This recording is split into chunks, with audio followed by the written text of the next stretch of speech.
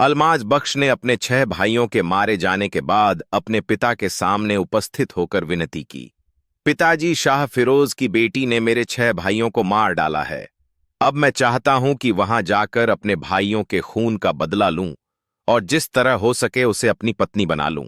जब बादशाह ने यह बात सुनी तो अफसोस करते हुए कहने लगा, हे मेरी जान बेटे, तुम तो मेरी आंखों की रोशनी और मेरे जीवन के समान हो।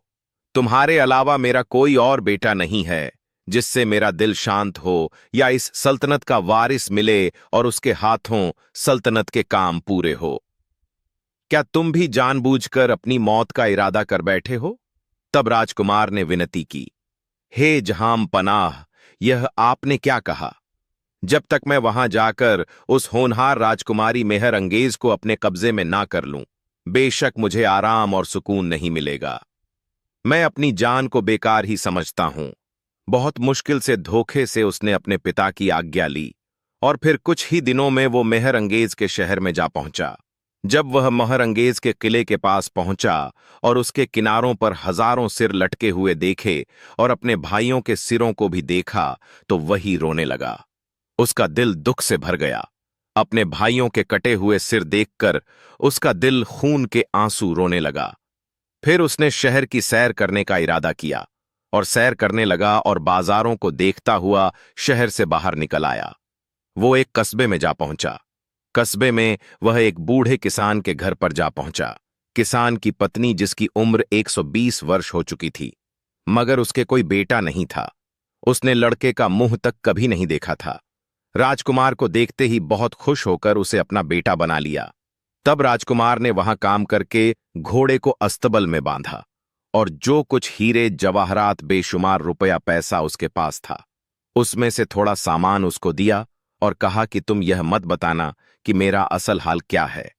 अगले दिन सुबह राजकुमार ने कपड़े बदले और शहर की पैदल सैर करने लगा और हमेशा इसी चिंता में रहता कि गुलशनोबर की कहानी कैसे जानूं और मेहर अंगेज के सवाल का जवाब कैसे दूं और किस तरह से अपने भाइयों का बदला लूं।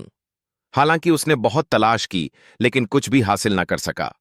थक हार कर वह हैरान परेशान शहर में घूमता रहा। उसने अपने दिल में ठान लिया कि दीवार अश्क यानी मेहरंगेज और उसकी खूबसूरती को जरूर देखना चाहिए। उसके प्यार में सैकड़ों बादशाह और राजकुमार अपनी जानें मुफ्त में गवा चुके हैं और अपने दिल में अधूरी इच्छाएं लेकर चले गए। यह सोचते हुए वह शाम को मेहर अंगेज के दरवाजे पर जा पहुंचा, जो उसके रहने का स्थान बताया जाता था। वहां पहुंचा और देखा कि एक तरफ बहुत विशाल और अजीब नक्शे का दरवाजा भी है और बहुत से दरबान पहरा दे रहे हैं। राजकुमार ने बहुत कोशिश की कि किसी तरह उसके मकान के अंदर दाखिल हो जाए, लेकिन किसी तरह अंदर ना जा पाया और मजबूर होकर अपने दिल में कहने लगा कि शायद वही जगह है। अब मेरा मकसद यहीं से हासिल होगा। और वह बेचारा परेशान था, यह सोचता हुआ कि शायद कोई ऐसा रास्ता नजर आ जाए जिससे इस जगह का अंदाजा पहुंचे। इसलिए वह दरवाजे के पास इंतजार करने लगा कि कोई ऐसा रास्ता मिल जाए जिससे मैं अपने लक्ष्य तक पहुंच सकूं। इसी सोच में था कि उसे एक नहर नजर आई जिसका पानी बाग के अंदर जाता था। राजकुमार कपड़े उतारकर तैराक बनकर उस नहर में तैरता हुआ बाग के अंदर चला गया। कुछ देर वहीं बैठकर अपने कपड़े सुखाता रहा, फिर कपड़े पहनकर बाग की सैर करने लगा। उसने देखा कि सबसे ऊपर उसी नहर का पानी बह रहा है और जलधाराएं जो हर तरफ बहती हैं और फूल खिले हुए हैं। हर तरफ एक नई बहार मालूम होती है।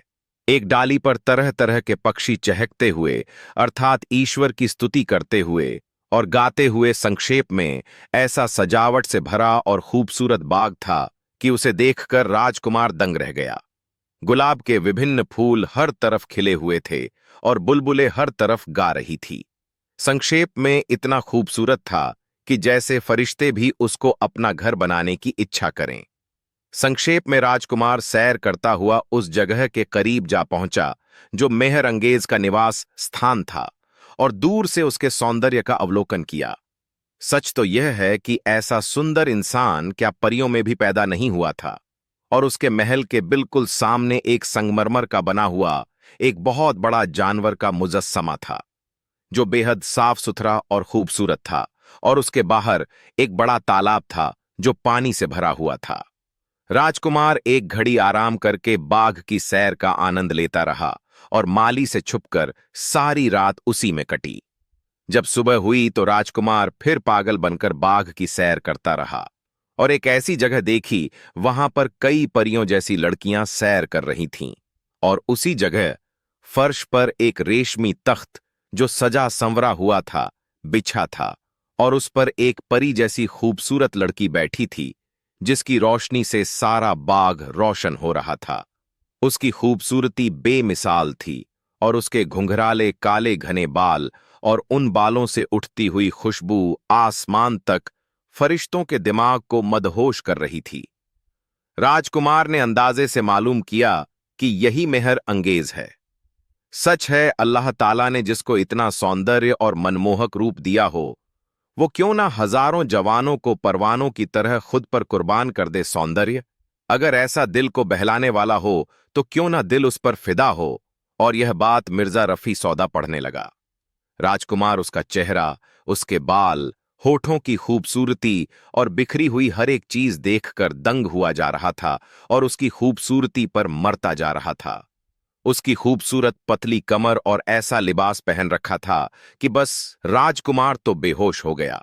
बिजली और आग जैसी चमक इसी ख्याल में था कि एक लड़की जो सोने का प्याला हाथ में लिए हुए यानी तालाब के करीब आई और चाहती थी कि प्याले को पानी से भरकर वापस ले जाए, कि राजकुमार की परछाई जो पेड़ की आड़ में छुपकर सारा तमाशा देख रहा था पर था। उसे पानी में देखकर वह डर गई, सहम गई और अपने दिल के प्याले को बेहोशी की शराब से भरते हुए सोने का प्याला होश में गिर गई और दिल में कहने लगी कि यह किसी भूत का है, यह परी का या इंसान का। गरीब घबराई और हुई। जब दूसरी सहेलियों ने उसकी हालत देखी तो उसे मेहर अंगेज के पास लेकर गई। मेहर अंगेज ने पूछा, हे नाजनीन, तुझे क्या हुआ है? तुझे किसने ऐसी हालत में ला दिया? उसने मेहर अंगेज को बताया कि मेहर अंगेज, जब मैं पानी लेने के लिए तालाब पर गई तो पानी में मैंने एक परछाई देखी, एक पुरुष की परछाई। तो मैं डर कर गिर पड़ी और वह प्याला पानी में गिर गया। मेहर अंगेज ने उसकी जांच करवाई और आदेश दिया कि जल्दी जाओ और इस मामले की सच्चाई पता करके आओ और उसको मेरे सामने पेश करो। उसके कहने के अनुसार एक लड़की गई। वह भी इसी तरह पानी में परछाई देखते ही डर से अपने दिल को कांपती हुई वापस आई।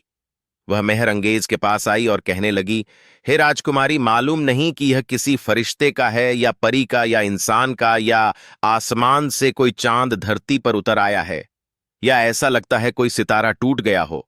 उसका शरीर ऐसे चमक रहा है जैसे सोने के सांचे में ढला हो। उसको देखकर भला किसका दिल ना चाहेगा। उसकी बात सुनते ही मेहर अंगेज का जी चाहा कि वह उसे देखे। उसके दिल में उसे देखने की इच्छा पैदा हुई। वह जल्दी से उठकर धीरे धीरे चलती हुई तालाब तक जा पहुंची। राजकुमार की परछाई जब उसने तालाब में देखी तो वह अपना दिल हार बैठी। उसने बेचैन होकर अपनी दासी से कहा कि इस पेड़ के पीछे कौन छुपा है, उसे ढूंढकर मेरे पास लाओ ताकि मैं उसे देखकर अपने दिल को तसल्ली दे सकूं। दासी यह आदेश पाते ही बाग के हर कोने में इधर उधर देखती हुई उसे ढूंढती फिर रही थी और फिर वहां के उस कोने में पहुंची जहां राजकुमार छुपा हुआ था। उसकी नजर राजकुमार पर पड़ गई।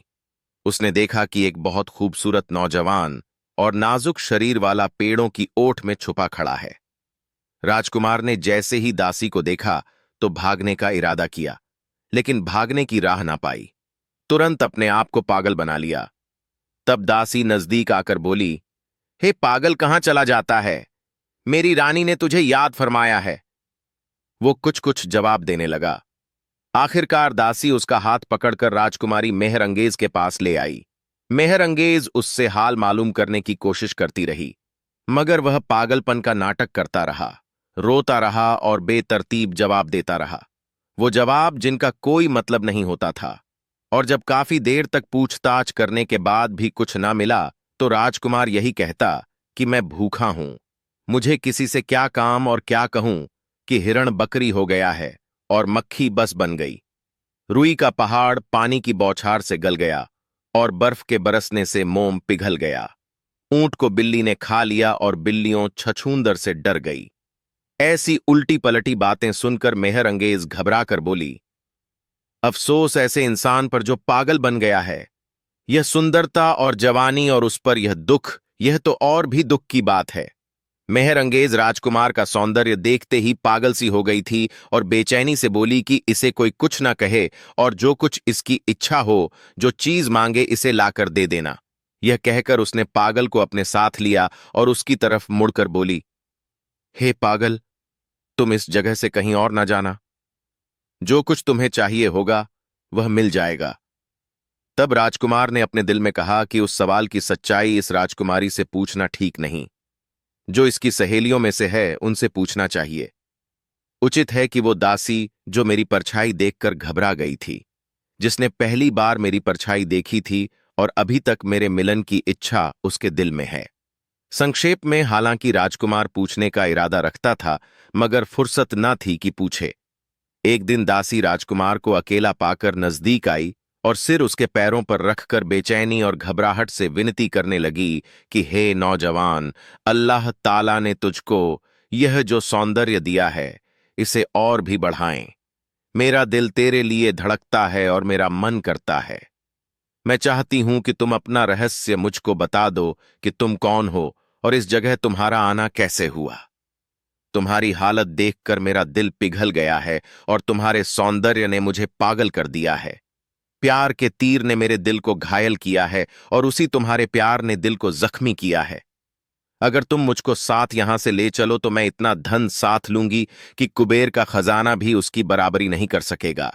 वह दासी इसी तरह की बातें करती रही, लेकिन राजकुमार पागल की तरह बात करता था। वह जानता था कि अगर आज उसके इस रहस्य का शिकार हो गया तो मुफ्त में बदनामी होगी। फिर उस वक्त कुछ इस तरह से बात नहीं बन पाएगी। जब दासी ने अपने मकसद का जवाब ना पाया और उसकी कोई बात काम ना आई, तब रोती हुई अपने घर वापस आई और उसके पागल होने पर अफसोस करती रही कि वो तो पागल है, और सारी रात रोने में काट दी, आंसू बहाती रही। अगले दिन सुबह हुई तो राजकुमार के पास आई और उसके चारों ओर ऐसे घूमने लगी जैसे पतंगा लौ के चारों ओर घूमता है। इतने में मेहर अंगेज ने राजकुमार को बुलाया और बातचीत में व्यस्त हुई। दासी भी छुपकर देखने लगी।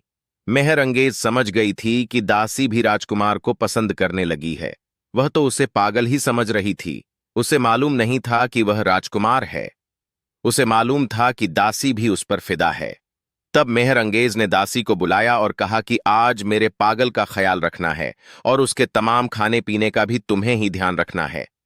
वो जिस वक्त जो चाहे उसे लाकर देना और जानो, दिल से उसकी सेवा में हाजिर रहना। दासी ने कहा कि जो हुक्म सरकार। वह खुशी से फूली ना समाई और उसकी सेवा में दिनरा लगी रही। एक रोज दासी उस पागल को अपने कमरे में ले गई और बहुत सी बातें इधर उधर की और ईश्वर और पैगंबर की कसम बीच में मिलाई और वास्ता दिया कि वह अपना रहस्य उसे बता दे।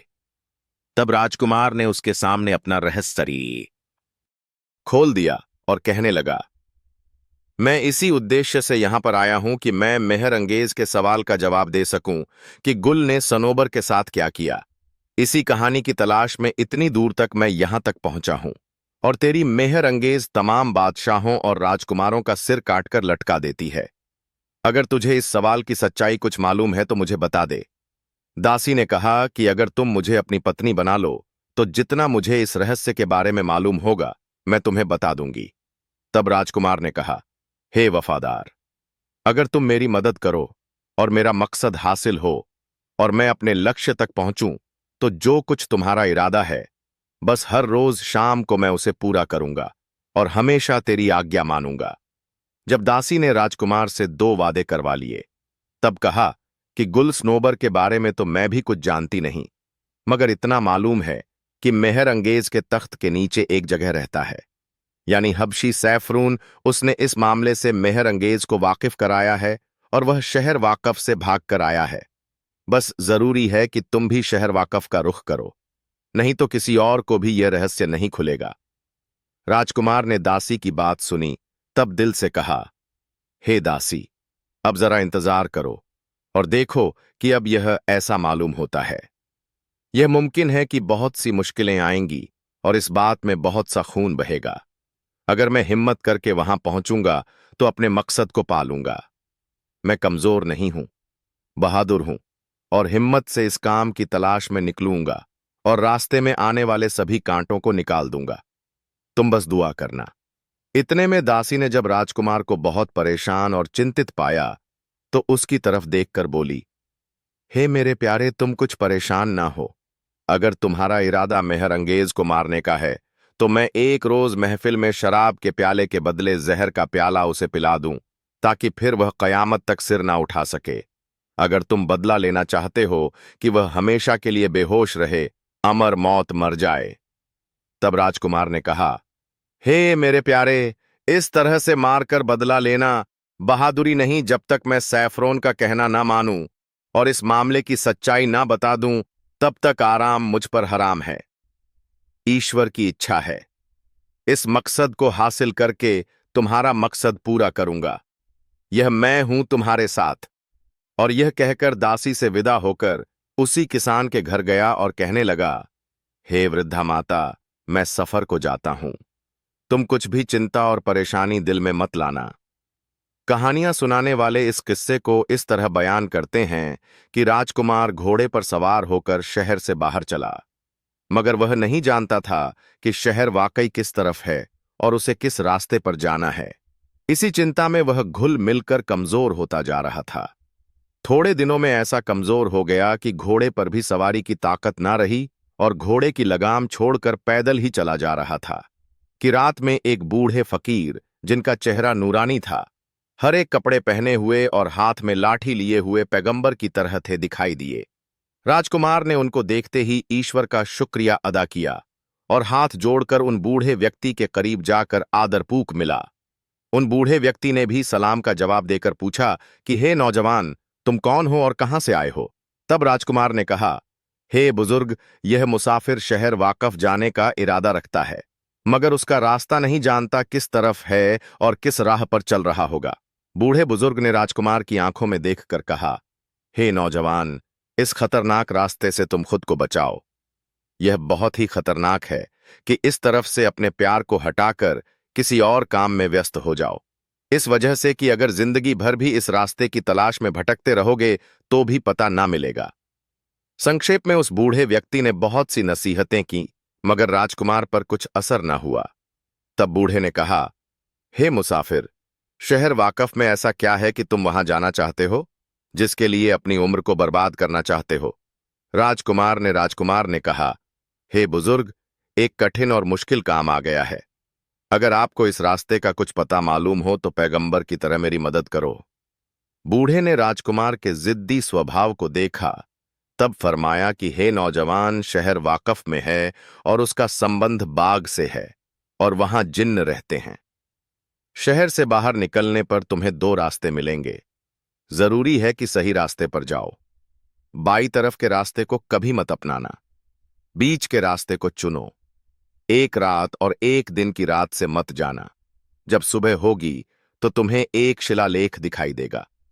उस पर एक संगमरमर का तख्त होगा जिस पर खुदा हुआ कुछ लिखा होगा। तुम पर यह लागू होगा कि उस तख्त पर जो कुछ लिखा है उसे पढ़कर उसी पर अमल करना और इस बात के खिलाफ कभी मत जाना। राजकुमार ने यह बात स्वीकार की और उस बुजुर्ग के पैर छूकर विदा हुआ। विदा होते वक्त बूढ़े व्यक्ति ने भी उसके लिए दुआ की। राजकुमार घोड़े पर सवार होकर वो दो चौराहे शहर वाकफ में पहुंचा।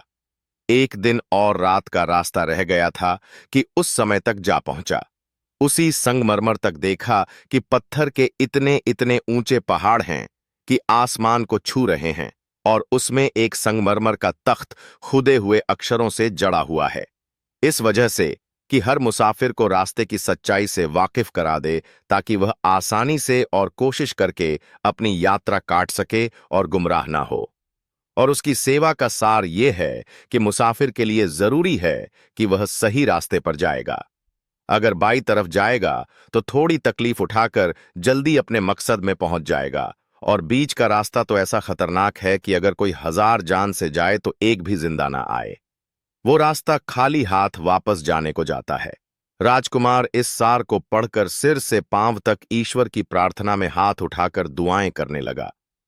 हे भूले भटकों को सही रास्ते पर पहुंचाने वाले, हे गुमनामों का मार्ग है, तू राह दिखा। मुश्किलों के देश में पड़ा हूं, हे ईश्वर मुझको तेरे सिवा कौन रास्ता दिखाएगा। कोई हमसफर नहीं है, ना कोई साथी है।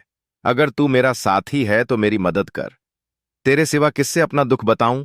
कमजोर जान होठों तक आ गई है और यह स्थान संकटों से भरा हुआ है। अब पैर कमजोर पड़ गए हैं, हर कदम पर हजार खतरे हैं। तुम बचाओगे तो मैं ही बचा सकूंगा। उसने एक मुट्ठी मिट्टी जमीन से उठाकर अपनी जेब और कपड़े में डालकर बोला, हे ईश्वर, तू ही मेरा लिबास और मेरा कफन है। घोड़े पर सवार हुआ और बीच के रास्ते पर चल पड़ा। राजकुमार दुआएं करता हुआ उसी राह पर चला जाता था। एक दिन जब सुबह सुबह सूरज निकला तो उस वक्त राजकुमार को एक विशाल मैदान दिखाई दिया कि उसके टीले आसमान को छू रहे थे, और उसमें एक हरा भरा बाग देखकर राजकुमार बाग की तरफ बढ़ा। जब वह दरवाजे पर पहुंचा तो देखा कि दरवाजा एक संगमरमर के तख्त से बना हुआ है और एक हबशी जिसका चेहरा काला था और उसकी काली रंगत से पूरा बाग अंधेरी रात जैसा लग रहा था। हबशी के होठों का ऊपर वाला हिस्सा उसके नथुनों से भी ऊपर चढ़ा हुआ था और नीचे का होठ गर्दन तक लटका हुआ था। क्या तारीफ लिखूं उस चेहरे की। ईश्वर ने कब ऐसा मुंह बनाया था। बस रंग काला था, रंगत ऐसी थी जैसे कोयला हो, एक गोल पत्थर चक्की के पाट की तरह का, जिसका वजन 100 मन के बराबर होगा।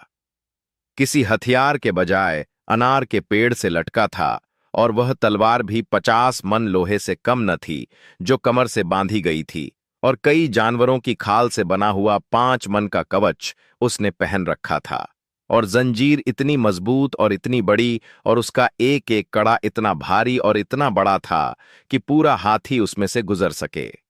यह कहानी अभी जारी है। इसका अगला हिस्सा अगले वीडियो में मिलेगा। धन्यवाद।